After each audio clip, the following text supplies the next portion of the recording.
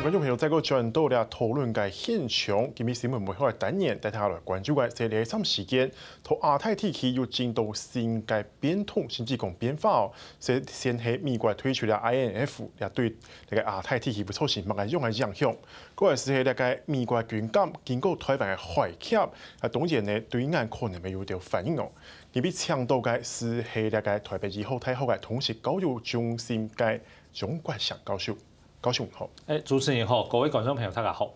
高雄，我哋先來看呢個第三時間吼，就尤其呢個禮拜日，美國宣布講話推出呢個將嚟30年有嗰個合作嘅呢個 INF 中長飛彈嘅條約吼。當然呢，美國怎麼會上來推出咯？因為係非常專業嘅問題吼，我先簡單同大家解釋一下嘛，嘅按照 INF 吼中長飛彈條約吼，因為都過去啊。美國同蘇聯對峙的時候，吼，嗰時候蘇聯都歐洲都喺東歐，還有蘇聯的西部，吼，要用中長的飛彈。一種飛彈的沙場差唔多2000到3000公里以內，所以講佢可以打到歐洲，但係打唔到美國，所以對歐洲嘅威脅非常之大。佢咁啊，用一種中長的飛彈去威脅歐洲，佢係希望歐洲吼能夠慢慢地同美國吼行較遠。因為佢講啊，可以威脅歐洲啊，所以歐洲喺同啊蘇聯開戰的話，唔切對我本來消滅啦。但係我要打唔到美國，所以美國唔見得我為來出力啦，我流血，所以一種係一種對歐洲嘅一種非常嘅威脅。嘅美國呢，當然嗰個時候驚歐洲走脫，所以一到歐洲標一種中長嘅飛彈，嗰種飛彈可以對一格嘅就打到蘇俄，所以。最後嘅結果就係蘇俄同美國講好，安尼好嘅嚇，一種嘅中長嘅飛彈吼，標喺配嗰啲國家領土之上吼，然後一種嘅威脅吼，實在也冇需要哦，所以慢慢咧就把佢拆脫，安尼就好嘅。所以到1987年嘅時候，大家就講長嘅飛彈可以發展，但係要中長嘅吼，威脅到其他國家，安尼就唔會發展。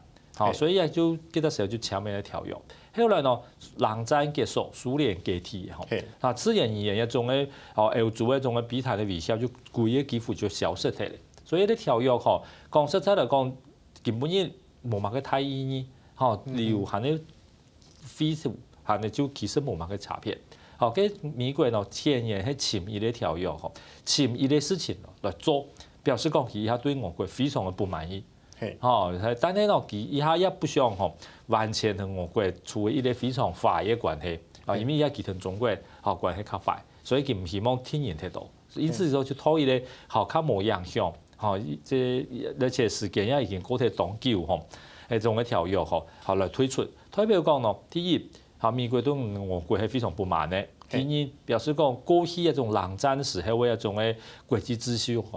對我美國來講啊，以下為到我自家利益，為到世界佢認為嘅和平，佢不必一天講100%，還要繼續嘅遵守。先生頭先要講到咧，佢係對俄國不滿咯，奇怪佢對俄國係到底呢片不滿咯？第一講，可能就美國嘅情勢來講，咧俄國其實還有頭發展一種飛彈，其實美國嘅時下沒有頭做啊。我想對美國來講因為佢武器嘅數量非常之多，佢有航空母艦，有轟炸機，所以佢係咪要一種中長嘅飛彈，實際無關緊要。對佢來講，不管你科學嘅技術，係你以下現有嘅一種嘅軍事嘅力量嘅龐大，多一種武器少一種武器，對佢來講影響實在並不大。所以佢一種政治嘅意義大於軍事嘅意義。當然佢講而家俄國還都會繼續發展更多嘅新式嘅武器，嘅當然佢有意見，但係對美國來講，佢本身也都可以發展啦。所以係咪有一種中長嘅飛彈？我知道對美國來講，其實係重點係政治，唔係軍事。所以講，雖然會小講可能會變做另外一場嘅武力嘅比賽，先生認為講咧係較無可能會發生。我想唔會啦，因為而家世界各國其實戰略嘅目的係無共樣。美國呢，佢係呢到全世界，特別係到亞洲，維持佢影響力。但係對俄國來講，而家對亞洲佢定位還有佢政策無共樣。所以我想像過去人哋前面先呢，人哋對抗人哋軍事嘅競賽，慢慢地唔會像以前咁嚴重。而且而家俄國同美國咧嘅國力已經相差已經非常大。唔正經我按樣嚟比賽，實際一條件層次一唔係共樣嘅啦。好，就讲要规模无共样。以前苏联和同美国是差不多，而家俄国同呀美国吼，不管呀经济的规模，还呢其他各方面来讲，佢距离已经来到同快嘅，好一难比嘅。所以我想一點係呢，伊個政治太軍事嘅一個目的。那人看到頭個美國同俄羅斯頭30年前打那個條約嘅時節，其實佢們無限制到嘅是係中國，因為講呢一擺那個美國主動嘅推出條約，其實另外一個清太目的係根本係針對中國嘅最近一長時間，然後發展軍武、發展嘅軍備來做針對嘅，先生點看？我想同中國應該冇乜個太關係，因為中國冇到一條約之間，所以中國有當多安尼沙場差唔多1000、2000公里嘅飛彈，非常之多，佢威脅到日本、威脅到台灣，又威脅到韓國。但係美國並唔係講啊，要部署一種嘅共用沙場嘅飛彈來威脅中國。做乜嘅呢？因為假設美國要部署一種嘅飛彈來對付中國嘅話，佢具體必須要殺咧日本、殺咧韓國，殺咧日本，佢殺咧美國嘅本土佢啊，按呢多呢飛彈佢打唔到中國，所以佢一定要標喺其他國家。但係其他國家而喺亞洲嚟講，冇可能用原子筆標嘅啦。所以佢發展一種飛彈，即係講對付中國是冇需要。佢用轟炸機筆來發射，係啲軍艦空來發射就做得。所以佢冇需要到陸地空標一種嘅新嘅飛彈，來對付中國。即係陸地空嘅國家，日本又講、韓國又講，我想也唔會同意佢標。像譬如講，而家韓國過去標呢啲防空嘅防禦性質咧，即係韓國就反對。對日本嚟講，更不必講啊，而家美國都有日本嘅機體，慢慢嘅面積啊都會縮減。所以唔講標一種飛彈來對付中國。我想要對美國來講，戰略方、戰術方冇一種需要，而且政治方也有困難，所以我想並唔係針對中國。其實你過來看講到，頭先講到咧中國嘅部分，看到你喺長時間其實同咧個台灣海峽同咧個南海嘅部分，東南亞一度嘅軍艦都係高，尤其係美國嘅軍艦，自從咧禮拜日都好到川普宣布推出 INF 嘅時節，其實有兩台軍艦對於台灣海峽安尼高，還有一台對於個太平洋安尼高，先生你看像安尼個時區。我想佢表示講嘅世界方只要喺公海就美國可以自由嘅航，這個自由嘅航就會講點樣嘅行就樣嘅行。我想一點係對美國嚟講，佢係表態一種嘅態度。跟中國當然佢也。因為講一點，雖然中國唔歡喜，但係佢也冇辦法反對啊。做乜嘅呢？因為第一，根據國際法，公海各國嘅軍艦就可以行，也係國際法，冇辦法。第二呢，中國維持一啲國際法對佢嚟講本身也偏離啊，因為中國佢海軍也越來越大啊。假設講一下公海可以自由嘅行嘅話，對中國嚟講，未來佢到全世界各地發通嘅自由也可以保證啊。所以基本上對中國嚟講。佢一件事情，佢雖然唔係當歡喜，但係佢冇乜嘅特別嘅一種嘅態度。而且美國嘅軍艦經過台灣海峽也好，經過台灣嘅東部也好，亦都過去幾十年來可以講係非常嘅平順。美國從來冇因為講佢同台灣嘅政治關係一樣嘅，同中國嘅政治關係一樣，佢就冇安尼行。對佢嚟講，佢從來冇。對佢嚟講咧係國際嘅。海域嘛，係咪？對佢嚟講，佢樣嘅行，只知道講，佢只要只要國際法冇隨便建議其他國家領海佢軍艦自由去行。所以一點色彩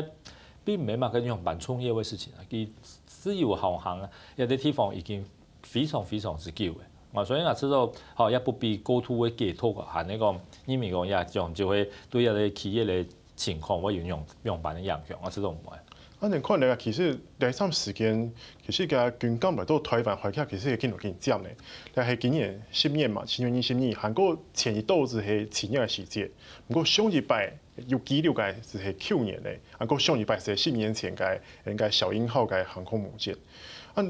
其實你看到你見到見佔，係咪同最近嘅南海啊，甚至係個美國來壓制中國嘅有關係咯？我知道當然不能講完全冇關係啦，但係。一查看起來，中國基本上都南海，佢當然想要增加佢影響力，因為美國佢唔希望看到，所以都南海嘅情況會較密切。但係都有東北亞一片，其實因為台灣沒有先機，所以現在台灣嘅政府也不希望講有啲地方嘅情況變到太緊張啦。然後日本最近佢要同中國進行一種飛談，所以佢哋嘅關係而家看起來並唔會當差。所以美国的军舰嘛，係因為講其實會一個履行性嘅法通啦，吼。實在過去伊經過嘅時候，吼，呢度情況下其實並唔會公布，佢並唔會講係宣布，一各國知道係要來就好嘅，佢不公布其他國家，也無需要特別公布，因此，我知道一擺係呢一種頻繁嘅一種嘅政治嘅表態，就有一啲嘅意思，但係也唔係講太嚴厲，本他家就有一個彈性，我知道係美國嘅重點。先生，你講咧頭擺間軍艦經過嘅時節唔可以特別公布，怎麼講咧最近咧幾擺我特別我同那個世界嘅各國講，佢對台灣海峽通告，係咪有時先是講那個台灣海峽唔係中國嘅內海？我想也當然有咁嘅意思啦，不過根據國際法本來台灣海峽就唔係中國嘅內海，就算台灣而家同中國統一咧，台灣海峽下呢唔係中國嘅內海，亦叫法所以溝體有兩海嘅範圍，其實對下呢啲自由嘅水土啊，所以講對一點知道不管用嘅中國就不可能把台灣海峽作為自己嘅內海啦，一點係冇可能嘅事情啦，就算台灣將來同中國統一，根據國際法，除非國際法改變，不然話其下呢不可能，因為也不可能限制台灣海峽不准其他國家船進出。無那假設台灣海峽100多公里按法，佢就可以不准外國嘅船進出嚟法。佢台灣同日本之間嘅嗰種海域嘅法，佢跟日本佢也可以封鎖啊。台灣同菲律賓之間嘅法，嗰種嘅距離嘅法度同台灣海峽比一差冇幾多啊。佢安尼絕對唔得渡人家條，騙人渡佢撇條，對中國絕對冇好處嘅。所以我知道一點都不必太過擔心。好，羅先生。也是因為上半場嘅討論咯，下半場嘅技術底下來關注講嚟參加事件呢，對嚟個台灣來講，就是有哪條嘅影響，你可以下技術嚟睇先。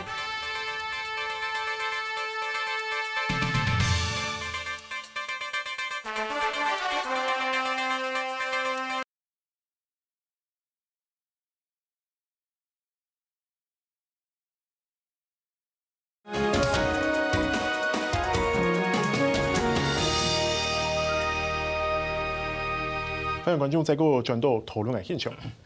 高秀文呢上半場講嘅動作咧，就包括了美國嘅參時間嘅動作；下半場嘅關注，從係對一條動作，台灣到底完全來反映，尤其係軍艦經過台灣海峽，係咩事同意解套做咧係對台灣來講係講緊支持安尼個動作。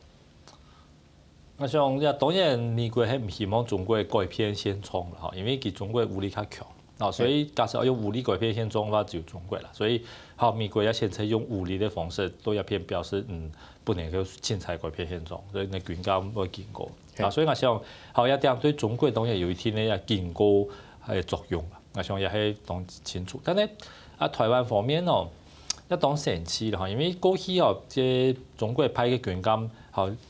留喺台灣行，然後冇就經過因為講國防部有監控表示國軍密切監控一般美國的軍艦經過你咩態度咩係講國軍要密切監控嘅，表示講佢監控的意思就代表講佢咩人的朋友所以才需要監控，但是人的朋友唔需要監控，你不需要用那名詞你就用關注就好。所以其實一下他嘅代表講，政府一下完全並不希望講，希望中國知道講一片挖到呀這美國，一點中政府嘅態度。從經驗演出以來，也係非常確定嘅。譬如講東奧正面嘅公投，政府並冇乜嘅態度。然後10月24號有人即時樂島聯盟講發通，希望能夠修改公投法，能夠討論一條事情。佢政府嘅態度會講，執政黨所有嘅民意代表，所有嘅公職候選人係不准去參加。可以講只有民進黨以來。從來我係唔識談過講，伊咧主張講愛土地要公投，不管民進黨派幾多人，統然幾多人參加，佢係用安強啊態度講，佢不支持嘅。所以依家清楚，政府係不希望到要選舉嘅時候，本他家知道講踢靠美國，甚至講知道講對中國相對來講較有善意在中國派，唔係美國派，我知道係依家較集權以下嘅政策。咁嗰個人看起來唱戲喺參時間個蔡政府唱戲都打美國牌呢？但你話唔講先生講完全不親密，幾乎都打美國牌啊！你講，而家你講同美國來講，美國注重嘅所有嘅自由貿易，所有嘅新嘅一種嘅貿易嘅條約， TPP 以後，佢有啲新嘅條約。而家政府對加入嘅新嘅條約，可以講幾乎冇通作啊。所以我知道，然後對於美國咧，譬如講美國佢希望講一種嘅美國嘅豬肉啊、牛肉啊，一種嘅繼續嘅增加進口。政府也冇乜特別反應啦。然後最重要嘅，他家己都講，即係買武器。而家明年就2019年了。你講2019年就係。蔡英文總統已經做咗3年嘅總統，那3年嘅時間之中有乜個重要嘅軍事嘅就軍購，其實有冇。一點嚟講，呢啲軍購一種東西對台灣嚟講，確實可以講係最高嘅。然後對台灣嘅國防嚟講，又係必須啊！而家唔同美國軍購，同乜個國家軍購，但係看起來一點又係非常嘅小心，並冇咁提出乜個重要嘅強大。所以講假設。對透過國際關係人來講，有國家跟國家之間的關係係有指標的啦。而家假設講都忙出現有乜個重要嘅軍購以前，係你講有乜個重要嘅一種外交嘅突破以前，本因為而家政府係知道講就要打所謂美國牌。你看禮拜其實禮拜美國軍講對台灣海峽來講，各方嘅反應其實看起來咪係相對嘅冷靜啊，因為中國禮拜咪冇乜嘅特別嘅。出來講乜嘅，韓國美國總統川普講，佢唔會驚，佢唔會時候會發生乜嘅事情啊。台灣方面，一種人其實未冇乜嘅特別大嘅反應啊。我想也正常啦，因為而家講過人講嘅美國軍港建構也係幾多年來經常會發生嘅。所以講係人講嘅常態化嘛，係咪？我知道第一常態化，第二就係講。其實佢而家呢度姿態，比如講你個軍港建構佢冇演習啦。假設佢到台灣海峽實施演習，台灣東片實施演習，佢就意思就較明顯。因為只不過韓國佢哋是佢實際上冇乜個特別稀奇嘅地方。我知道一點係呢，像大家一定要注意到，就係講國家跟國家之間嘅關係，其實並未像新聞或者係有啲時候講得咁簡單。佢要當到嘅政策，當到嘅姿態，佢可以表示，佢要用嚟做。用嘅態度，佢就現成用嘅政策，其實係當到嘅現象。而家看起來，只要韓國希望講真嘅要用辦呢個，知道講用嚟支持台灣，係呢個對亞嘅情況要用辦呢，知道嚴重啊，知道不必安置都安上。所以說，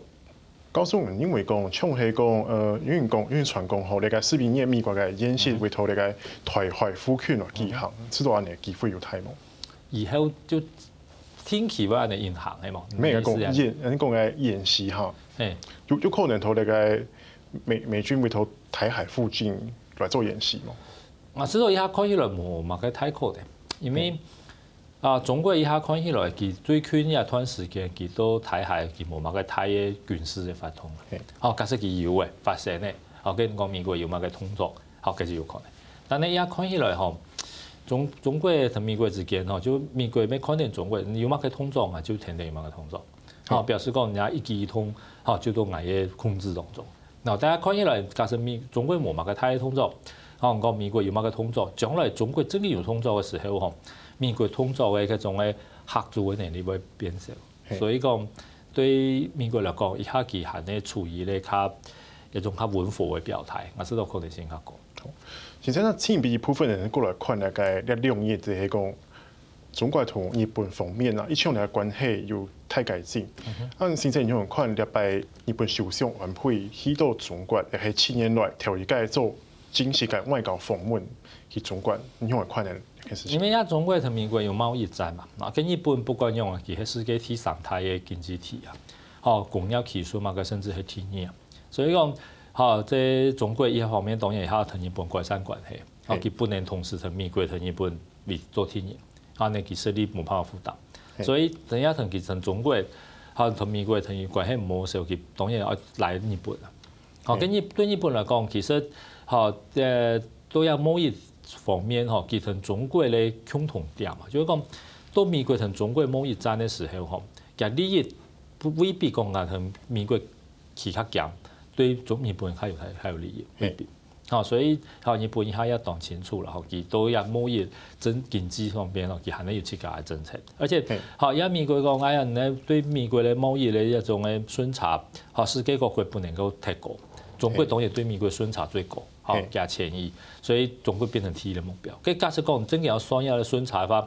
日本咩排前幾下名啊？佢至少第二和第三嘛。好，所以假设讲美国对亚贸易无平衡的问题，好，啊，真正严格来处理的话，日本即对亚方面，其啊利益同中国係較接近咯，佢就可能係美國嘅對象。實在川普總統，佢也未對日本冇意見啦，好，至少到貿易方面，佢對日本係呢當有意見啦，好，只係好比日本中國減退咧，因為中國嘅大。啊，所以只睇目標中國，但睇中國假設加退以後，好冇日本也好歐洲德國啦，一種係咪會變成啊